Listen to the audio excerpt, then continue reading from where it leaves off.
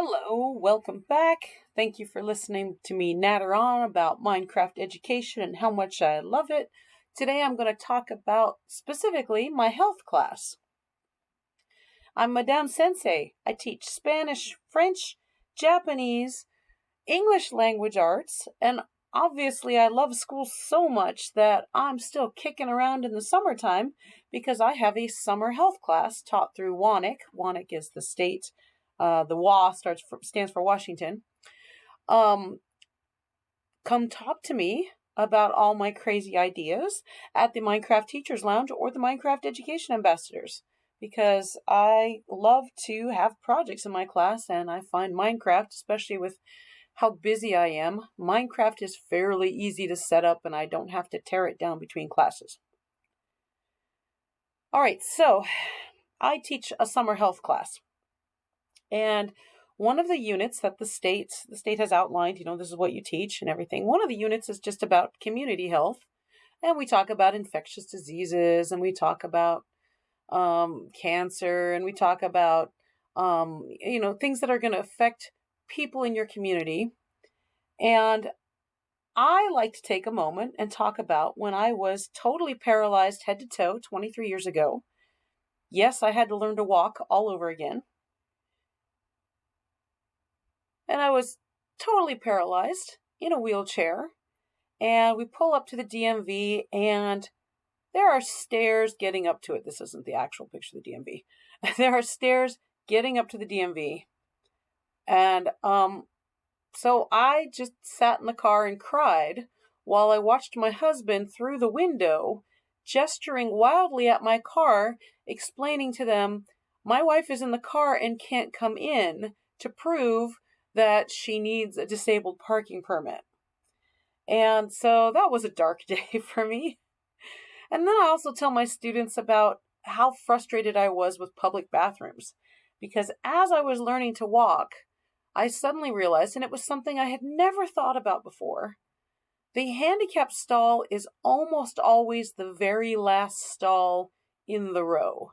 And for me, as I was learning to walk and I was in the walker first and then the forearm crutches, it was like, I gotta take 20 extra steps when every single step is so painful. So I talked to my students about that. And then we look at a bunch of failures, because those are really funny to look at. This poor guy here going to give a lecture on accessibility, and he had to be carried up the stairs.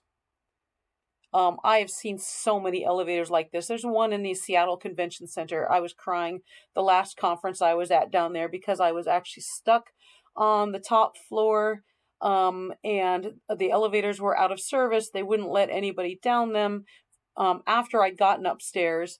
And I can't do the escalators right now. So I just sat up there while all my colleagues went to other panels on other floors, and I had to listen to the same guy 5 times through with his lecture because I couldn't get out of his room. So that was frustrating. This kind of thing happens all the time. The ramp is an afterthought, right? Oh, who cares about the ramp? We'll put whatever we need in the middle of it. Yeah. Oh, I like this. This was Braille numbering on a bumpy surface. There's so many of these. You can search for these. These roller coasters. Whoa, that looks fun. I'd like to do that one. That looks really fun. So I show like 100 million of these to my students, and we just talk about bad design and how nobody thinks about it until the point when they need it. And then what I really want to leave my students with is, if you take the thought to make something accessible, that's going to help everybody. You don't need a wheelchair to need a ramp. That's going to help every single customer, person coming into your place, whatever, if it's accessible. I show them the ADA standards, and I point out that they haven't been updated since 2010.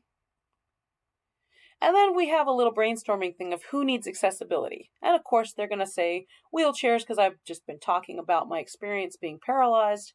But it takes them a little while, and then finally somebody will say, how about blind people? Okay, let's add blind people. And then that'll make people think about people who are deaf or hard of hearing. And a lot of times they only think totally blind, and they only think totally deaf.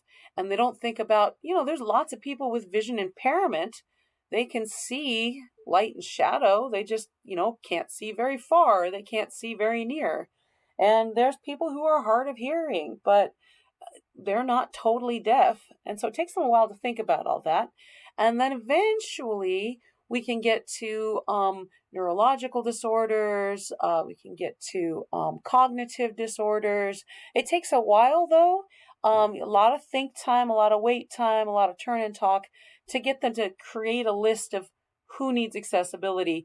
And it's a pretty big list that they're surprised to see. A lot of people need accessibility. And then we start talking about what features does a building need to be accessible. Okay, and remind them again that if a disabled person has access, then everyone has access. It helps everyone.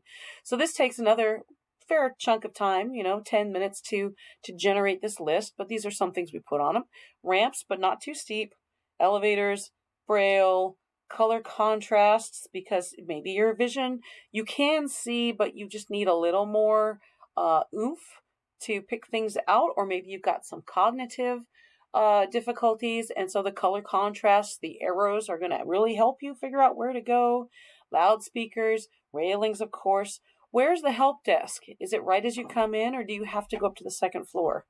Oh, there's help desk there. Location of services, that's the bathroom and stuff. Allowing seeing eye dogs and other helper animals. And I point out there's not just seeing eye dogs, there's miniature horses, there's monkeys, there's lots of support animals. Wide aisles so that your wheelchairs can get down them. Which way do the doors open? Make sure the doorways are wide enough. Reinforced walls so you can put the bars in so people have grab bars. Intuitive path around the store so that you don't get lost looking for stuff. Good lighting, good signage, a working elevator. That's what happened to me at the Seattle Center. Accessible fire escapes. So that's just some of the stuff we come up with every year. And then I have the students choose a business, and I say, hopefully it's 2 stories so you can talk about ramps and elevators and stuff, or just, say your business is located on the 2nd story. And I show them this. I love this bookstore. This is a local bookstore. I can't get upstairs. All right, so we go over what the needs are. Has to be accessible from the street. And I tell them in Minecraft, I'm going to have you build it in Minecraft. Use dark gray wool for the street and yellow or white for the wool lines. But the students are very creative, and they start coming up with their own stuff, and it looks really good. Like they've been putting in like blue wool for the handicap parking spot and stuff in the parking lot. It's very good. Okay. And I remind them there are buttons. You can make automatic entrances, but I'm like, you don't have to do any kind of redstone. You're just showing me that you understand these principles. Okay. So you don't actually have to hook the button up to anything. Just put a button and then explain to me in your screenshots why the button is there. Okay. Yes. Not very few of my students know any Braille whatsoever. So I'm like, you can use a period and you can use a colon to approximate Braille, but I want signage, No, you're not. Elevators do not have to actually work because so many students struggle with redstone. I show them how to do the fill command so they can build their buildings pretty quickly.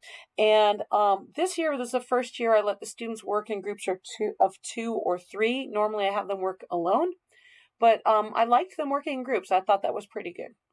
So they had very good discussions. Then I told them to call me over when they're done so I could just show them how to use the book and quill, because I didn't have much room on here to put the instructions up. But let me just show you. We're about to go over 10 minutes. I think I can keep it under 10. Let me just show you. I just chose a student randomly and said, I'm going to show you what this group of 2 students did. Okay, so they talked about the crosswalk. This is all the book and quill, okay? The crosswalk leading to the bookstore, and it's lighted. For vision impaired people, so they had to tell me what they did and why they did it, basically. Okay, so they have a crosswalk, they have a ramp leading up to the door, and I told them to use slabs for ramps because there's no ramps in Minecraft. A sign is glowing, making it easier for more contrast. I didn't tell them to use glow sack ink, but yay, they did it. That was great. There's the elevator, and they also thought about putting the button lower on the wall so that people could reach it easier. Our bookstore is filled with books stacked up high to save space. To make this more accessible, we've added a ladder that people can climb, as well as a button. Here's the button people can press for assistance.